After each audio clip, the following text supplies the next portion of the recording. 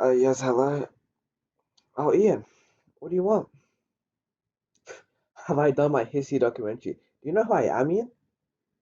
We still have a month until it's due, dude. Yeah, that's a month away. I know my dates. Come on, man.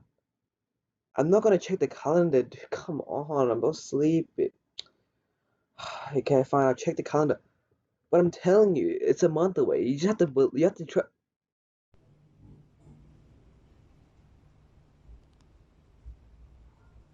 It was at this moment that he knew. He f***ed up.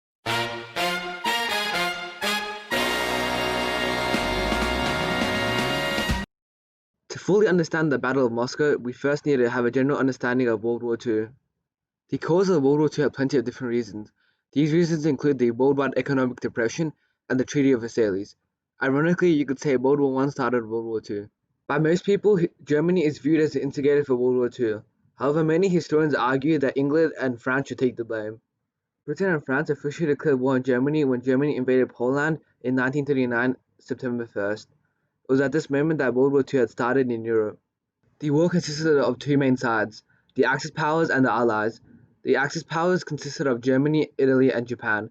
The Allies mainly consisted of France, Great Britain, Soviet Union, United States, and to some extent, China. It's August 23rd, 1939, and Russia and Germany had just signed the Non-Aggression Pact. For the German-Soviet Non-Aggression Pact, they agreed to not take any military action for 10 years.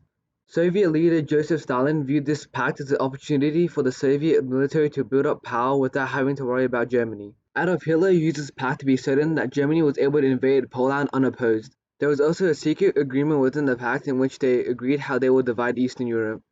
Of course, knowing the kind of devil Hitler was, broke the pact. On June 22, 1941, the German forces executed Operation Barbarossa. Germany had planned to execute this operation during May. However, they were delayed by the Balkans and Greece. Germany would continue being delayed by various things during this battle, and this will greatly affect the outcome. Hitler strongly believed that if Germany was able to take control of Moscow, then the Soviet Union would collapse. Some generals warned Hitler that attacking the Soviet Union during the harsh Russian winter just beginning would greatly increase the difficulty in capturing Moscow. Even so, Hitler was very confident in his troops, having captured Kiev late September. With the encouragement of Werner von Bock, he continued with this plan. Starting October 2nd, 1941, Germany's army started heading east, towards Moscow. Even though the Russian peasants had no chance against the German forces, they employed a scorched earth policy as they were evacuating. The scorched earth policy is destroying everything that could be useful to the enemy. This includes burning all the crops and blowing up all the buildings, leaving nothing valuable for the exhausted German troops to use for resting. Bock had an army of 1 million men, 1,700 tanks, 20,000 artillery guns, and 950 combat planes.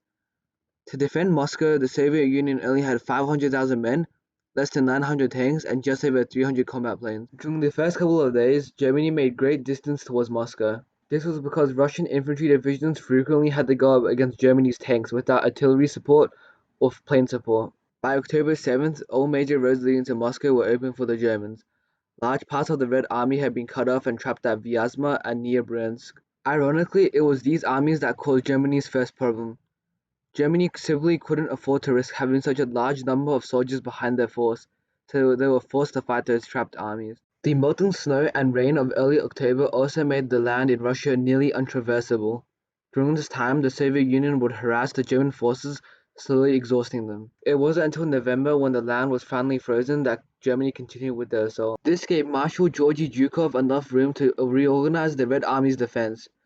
A stalemate occurred some 45 miles from Moscow's center. During the stalemate, the Soviet Union treasured every second of it to send reinforcements to the front line and turn Moscow itself into a fortress. 100,000 more men, 300 tanks, and 2,000 artillery guns were sent, as well as having 422 miles of anti-tank ditches dug, 812 miles of barbed wire entanglements, and about 30,000 firing points. The citizens within the city also created resistance groups. Women and children helped dig ditches, and many were given guns. On November 13th, senior German commanders decided to continue with the second assault. The Germans' plan was to focus one area as much as possible, without caring about flanks and solely relying on manpower. The reasoning was that if one part could break through, all defenses surrounding it would fall. The German armies got so close to Moscow that they could even see the Moscow towers using binoculars. The Germans' attack was met with fierce resistance. The Germans reached 18 miles from Moscow center, but the Russian line held. By December, the German forces had lost 150,000 men, about 800 tanks, and 300 artillery guns. Even with these conditions, the German forces were still ordered to hold their positions. The reasoning for this order to be made differed between historians. Some historians believe that the German generals thought the Soviet Union had no more reserves. Other historians state that it was under Hitler's command to have the soldiers stand their ground. The reasoning behind Hitler's decision also varied. Some say that it was due to Hitler believing that a retreat would turn into panic, while others say that Hitler still thought he was fated to capture Moscow. By January 1942, the threat of Germany capturing Moscow finally passed. Both sides lost greatly in power, and casualties recorded differed between different sources. In John Erickson's Barbarossa, the Axis and the Allies, there were 650,000 Russian casualties, while in Glantz's When the Titans Clashed, he stated there were about 1 million Russian casualties. The official German newspapers attempted to hide Germany's defeat by stating there were only 35,000 casualties. However, further research has proven this number was closer to around 250,000. These numbers haven't even accounted for missing or wounded men. The Battle of Moscow didn't only affect Eastern Europe. Germany was forced to move 800,000 troops from the west side to the east side to counter further Russian offenses. The significance of the Battle of Moscow is huge. It is considered one of the major wars to have occurred in World War II and is marked as a turning point because this was the first time in World War II that the overpowering German force had to have a major retreat. Germany losing so much of their resources and military power in this battle greatly contributed to their eventual demise. It is safe to say the Battle of Moscow largely affected the outcome of World War II.